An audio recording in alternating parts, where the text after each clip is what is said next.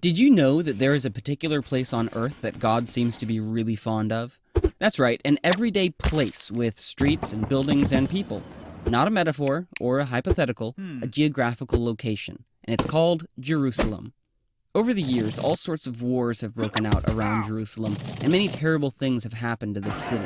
So naturally, many efforts have been made to fix the problems that keep popping up. I'm okay. Like the passing of hundreds of UN resolutions, or awarding the Nobel Peace Prize to Yasser Arafat. Heck, even Bill Clinton tried playing his saxophone when all else failed. But it seems like the more we try to fix things, the worse they become. Now, we could continue coming up with elaborate strategies and complex plans to restore peace and well-being to Jerusalem, but sometimes the most complex problems are solved in the simplest ways. So what we decided to do, and what we're asking you to do, is the simplest thing anybody possibly could do. Pray. That's right, pray. You might be thinking, well, I live in Ireland or New Zealand or Nebraska. Why should I pray for a city I've never been to? Well, to give credit where credit is due, the idea has been around for a while, and it turns out we're actually commanded to pray for Jerusalem. See, we told you God was fond of them.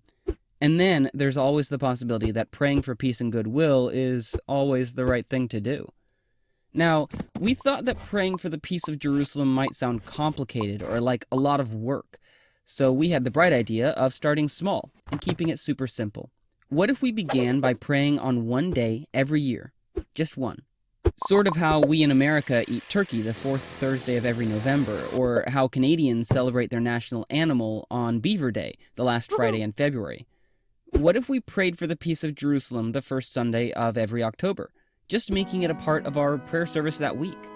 God might think it's really cool to have his children praying in different languages, in different ways, for the very same thing.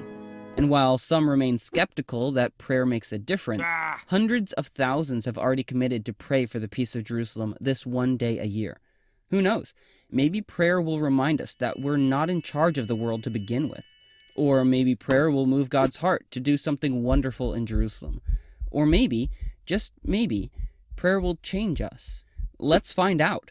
Sign the prayer resolution and mark your calendar for the first Sunday of every October, and join us and the world as we unite in prayer for the peace of Jerusalem.